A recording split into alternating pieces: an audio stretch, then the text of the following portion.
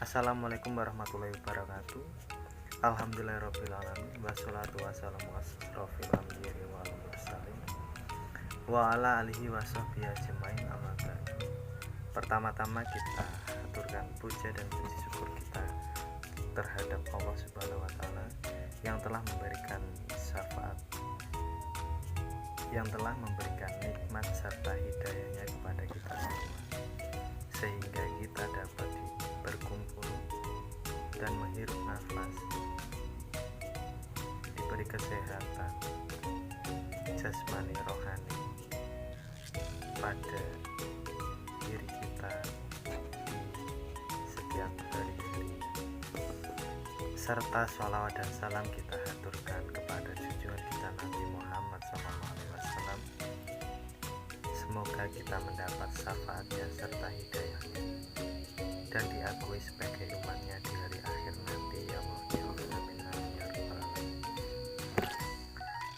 Perkenalkan, nama saya Ahmad Adi Nugroho. Saya dari Prodi BKI.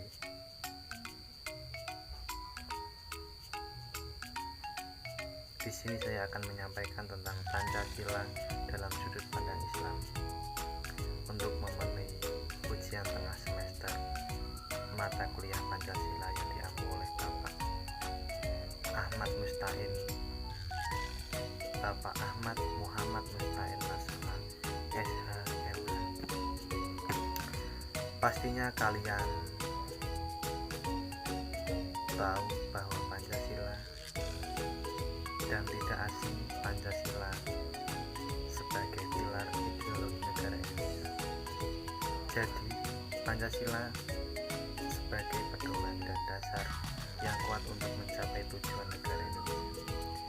Nama Pancasila berasal dari bahasa Sanskerta yang terdiri dari dua kata, yaitu panca yang berarti lima dan sila yang berarti prinsip atau asas, dasar, dan sebagainya. Hal itu ada 5 pedoman penting rakyat Indonesia dalam kehidupan berbangsa dan bernegara. Kelima sila tersebut ialah ketuhanan yang Maha Esa, kemanusiaan yang adil dan beradab, persatuan Indonesia, kerakyatan yang dipimpin oleh hikmat kebijaksanaan dalam permusyawaratan perwakilan, keadilan sosial bagi seluruh rakyat Indonesia. Di setiap sila tersebut memiliki lambang yang terdapat dalam burung Garuda. Kelima simbol terdapat dalam burung Garuda ialah bintang, rantai, pohon, beringin, kepala banteng, padi, dan kapas. Adapun burung Garuda merupakan lambang negara Indonesia. Dalam lambang tersebut terdapat perisai berbentuk seperti jantung yang digantung menggunakan rantai pada leher Garuda. Tak hanya itu, terdapat juga simbol yang bertuliskan Bhinneka Tunggal Ika pada bagian pita yang dicengkeram oleh Garuda. Bhinneka Tunggal Ika jika diterjemahkan memiliki arti berbeda-beda tetapi tetap satu jua.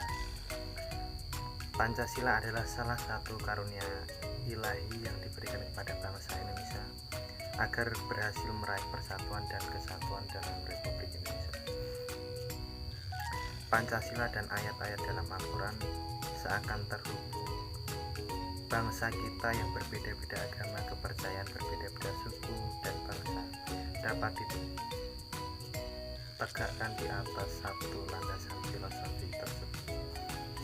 Ada juga kelompok yang mengusung ideologi Islam karena mereka menginginkan penanaman nilai-nilai Islam dalam setiap sandi kehidupan secara menyeluruh. Ada upaya menemukan ayat-ayat Pancasila dalam Al-Quran, ditambah lagi dengan isu kebangkitan paham komunis di tengah-tengah masyarakat, juga menambah jumlah golongan yang menentang ideologi negara Pancasila. Dalam sila pertama, ketuhanan yang Maha Esa, Pancasila sebenarnya membawa konsep tauhid dan toleransi beragama. Hal ini juga pasti senada dengan ajaran agama Islam. Allah Ta'ala berfirman, katakanlah, dialah Allah yang Maha Esa, Allah dan Tuhan yang bergantung kepadanya segala sesuatu. Dan dia tidak beranak dan juga tidak pula diperankan, dan tidak ada seorang pun yang setara dengan dia. Quran Al-Ikhlas ayat 1-5. Dijelaskan lebih lanjut oleh Ibnu Katsar bahwa Allah yang pertama dan Esa, tidak ada tandingan dan pembantu, tidak ada yang serta atau setara, tidak ada yang menyerupainya, dan tidak ada yang sebanding dengannya. Kata Esa itu tidak digunakan untuk menetapkan pada siapapun selain Allah Subhanahu wa Ta'ala, karena Dia Maha sempurna dalam seluruh sifat-sifatnya dan perbuatan-perbuatannya. Sila yang kedua, kemanusiaan yang adil dan beradab. Dalam sila kedua ini, Pancasila membawa konsep manusia yang beradab untuk membangun peradaban dan menghapus kebiadaban. Hal ini juga sepaham dengan ajaran agama Islam yang senantiasa menceramahkan peradaban manusia. Allah Ta'ala berfirman, "Hai manusia, sesungguhnya kami menciptakan kamu dari seorang laki-laki dan seorang perempuan, dan menjadikan kamu berbangsa-bangsa dan bersuku-suku supaya kamu saling kenal dan mengenal.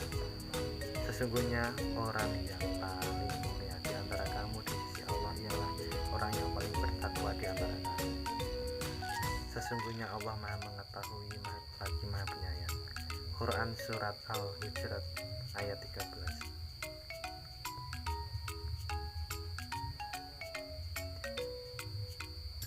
Dan dijelaskan bahwa menurut konsepsi Al-Quran ini, perbedaan warna kulit suku bangsa adalah berguna untuk saling kenal mengenal.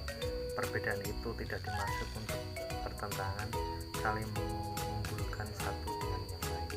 Namun perbedaan itu justru memaksudkan untuk saling tolong menolong dan saling gotong royong di dalam melaksanakan kepentingan bersama.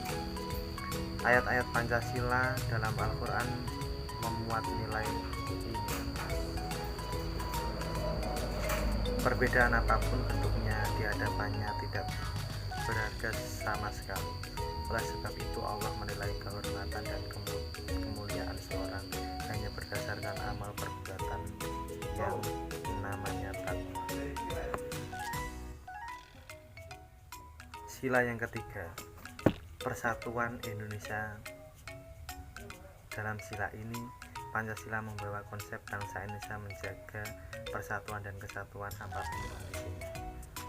Hal ini juga selaras dengan ajaran agama Islam, yakni menjaga dan mempererat ukhuwah. Allah Ta'ala berfirman, "Sesungguhnya orang-orang mukmin adalah bersaudara. Karena itu, demikianlah antara kedua saudaramu dan bertakwa kepada Allah, supaya kamu mendapat rahmat." Quran Surat Al-Hujurat ayat 10. Dalam tafsir Hidayatullah Insan bin Tafsir Al-Quran menjelaskan bahwa ayat ini menjelaskan perlunya melakukan perdamaian antara dua kelompok orang mukmin yang berperang.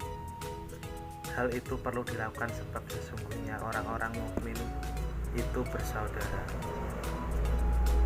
Itu untuk yang berperang, apalagi untuk kita yang tidak berperang. Lebih wajib untuk menjaga ukhuwah dalam berbangsa.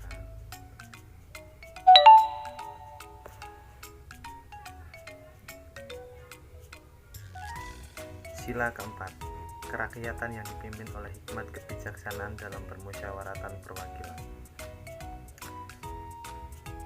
Pancasila membawa konsep musyawarah dalam setiap kondisi untuk menyelesaikan permasalahan. Hal ini juga sejalan dengan ajaran agama Islam yang mengedepankan musyawarah dibandingkan perdebatan. Allah Ta'ala berfirman, "Maka disebabkan rahmat dari Allah telah kamu berlaku lemah lembut terhadap mereka. Tentulah mereka menjauhkan diri dari sekeliling. Karena itu maafkanlah mereka, mohonkanlah ampun bagi mereka, dan bermusyawarahlah dengan mereka dalam urusan itu. Kemudian apabila kamu telah membulatkan tekad, maka bermusyawarahlah kepada Allah. Sesungguhnya Allah menyukai orang-orang yang bertakwa tawakal kepadanya. Quran Surat Al-Imran ayat 159. Dalam tafsir As-Sadi dijelaskan bahwa sarana dakwah yang ampuh dalam menarik manusia ke dalam agama Allah adalah akhlak mulia. Oleh karena itu, Nabi Muhammad menggabungkan antara sikap maafkan dan ihsan. Maksud dalam setiap urusan membutuhkan adanya musyawarah, pemikiran yang matang dalam pandangan yang tajam. Sila kelima, keadilan sosial bagi seluruh rakyat Indonesia. Dalam sila kelima ini, Pancasila membawa keadilan dan persamaan dalam seluruh lini bagi segenap bangsa Indonesia. Hal ini juga pasti senada dengan ajaran agama Islam yang begitu menekankan prinsip keadilan dan quality dalam kehidupan. Nabi Muhammad memahami benar bahwa masyarakat Arab harus menghilangkan ketidakadilan sosial dan harus menghapuskan kelas-kelas yang mempunyai hak istimewa di dalam masyarakat. Beliau menganggap bahwa dirinya sendiri pun sebagai umat manusia yang biasa. Sebagaimana sabdanya, sesungguhnya aku adalah manusia sebagaimana kamu semua, laki-laki, wanita, majikan dan hamba sahaya, serta raja, rakyatnya mempunyai hak yang sama di hadapan Allah dan hukum. Dengan kata lain, semua mempunyai hak sosial yang sama. Hal ini cukup terlihat di dalam salat yang bisa dilakukan sehari-hari ketika orang berkedudukan rendah dan tinggi, kaya dan miskin, berdiri berdampingan di hadapan Zat yang Maha Tinggi, yaitu Allah Subhanahu wa Ta'ala. Di bawah sistemnya, seorang budak memperoleh hak yang sama sebagai warga negara dan sebagai manusia yang merdeka. Hal ini sebagaimana disebutkan pada firman Allah Ta'ala, hai manusia, sesungguhnya kami menciptakan kamu dari laki-laki dan seorang perempuan yang menjadikan kamu berbangsa-bangsa dan bersuku.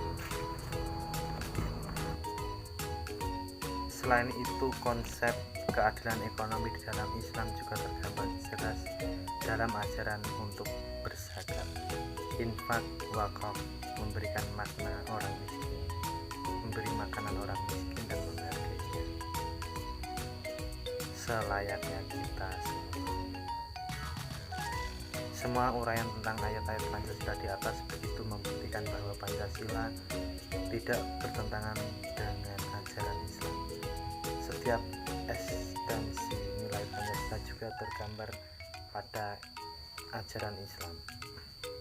Maka mulai dari sekarang kita hendaknya ketika menebarkan Pancasila dan Islam, keduanya dapat kita jalankan bersama. Sekian dari saya, Ahmad Adi Nugroho. Terima kasih. Kurang lebihnya mohon maaf. Wassalamualaikum warahmatullahi wabarakatuh.